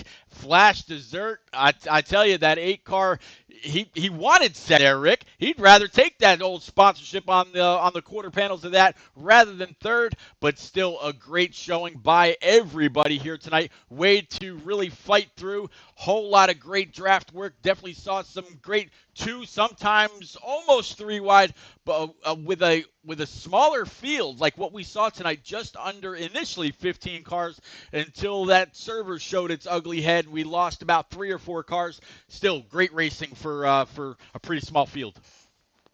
A great way to take it down to the end. Those remaining 10 cars really did give us a show, and they gave us something to talk about in these final laps. But it was a good run to the end. Jinx really held his own. The 12 of Phenomenal gave him a run for his money, and the 8 of Dessert, who was nowhere to be found in this first stage, really managed to come home and show what he's made of. Now joined by our third place finisher, Flash Dessert. Flash, go ahead and unmute your mic. Say hi to the fans at home.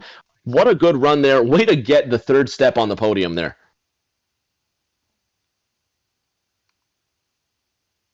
Flash, you got me, pal? See if you can unmute your mic. His Discord isn't working. Give him a Honestly, it second. felt great to finish third. We did it as a team, and I'm happy we were able to do it as a team. And I'm happy. I got to thank IamSecond.com for bringing the car here, for sponsoring the car. I got to thank the crew. Thank the crew for bringing the car here, making a great, awesome car. And just happy to bring home third. It was a fantastic show. Great way to see you fight up into third. Pete, what a finish to the end there. Phenomenal, almost had it. Yeah, Phenomenal almost had it. Definitely tried it. He pulled out right at the right time. I think he might have caught just a little bit of the right rear of that 6. 6 was gonna do everything he could to hold that wind down. Phenomenal, you got me, buddy. I do. Phenomenal, you guys had a Ford train up front all night long. You, the 6, and the 12. I'm sorry, you. Yeah, you. Man, were the Fords all working together? Was that something that you strategized in the beginning, or is it just something that played out as the race rolled on? Well, coming to plate races, you definitely want to stay behind somebody like Jinx and run up front. It was definitely planned for me to be behind him the whole night, and yeah, I caught a little bit of his right rear quarter coming to the end. I was definitely going to make it a show, but definitely didn't want it to end up like the real 500, so I'm glad I pushed him across the line. But I'd like to thank Pete, Ryan Blaney's car. It's a beautiful car. I'm glad to drive it all season, and I'm sure you'll see some good battles between everybody in the league, but you're definitely going to want to keep your eye out for me versus Jinx. That's going to be a good show. Well, man, congratulations on your P2. Great way to start the season. Rick James, let's bring up that old Jinx-a-Phrenic guy. Jinx, it was a fantastic run for you. You really were a part of one of the best three-car teams I've seen in a long time, with yourself in the 6th, Phenomenal in the 12, and Ford Tough in the 17. You really did manage to take the race by the scruff of its neck in the second stage. Oh, yeah, it was fun. Typically at plate tracks, I like to stick with my brand, my manufacturer. And so Ford Tough, Phenomenal, myself, I mean, we were outnumbered. So we pretty much ran out there together for the whole night. Unfortunately, we made our pit stop without Ford Tough, and he got separated from us. It could have been coordinated a little bit better, and we miscued it on that, and he got left out. But it was a good run all night.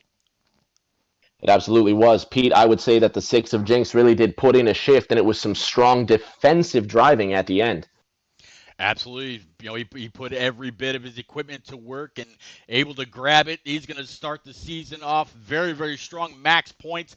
Not only did he win the race, he got the stages done as well. So, Rick, we're going to go ahead and bring in our good old buddy Storm here right quick for any last-minute words. Storm, you got us, bud.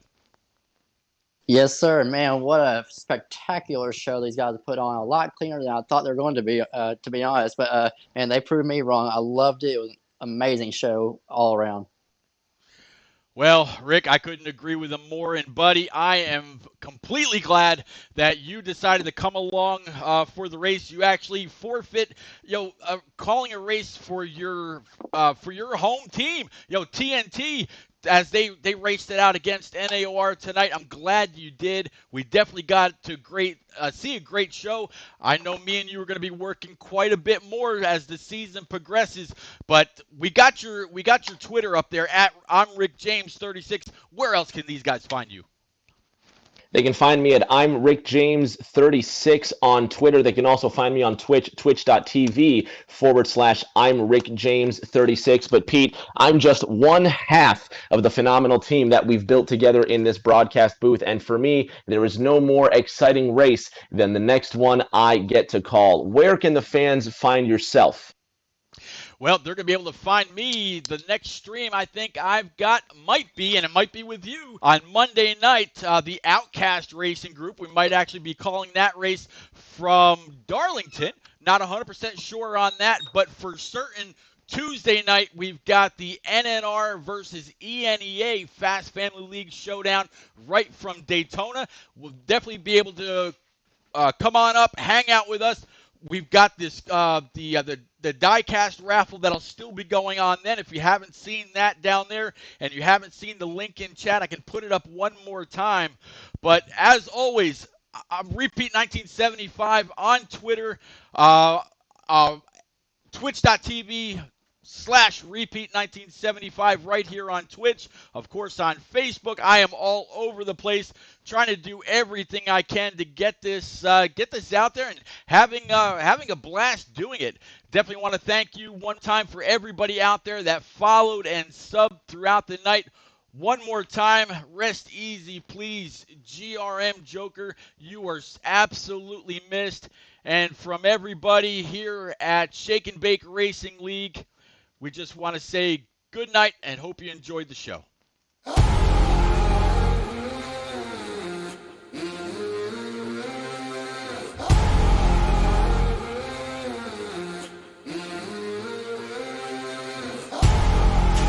Good evening, my people up in the chandeliers. The wine and dining, the menu is blood, sweat, and tears. Everybody ready, raining down confetti. Champions are born right now. Ain't about the glamour, click goes the hammer. Run when you hear that sound.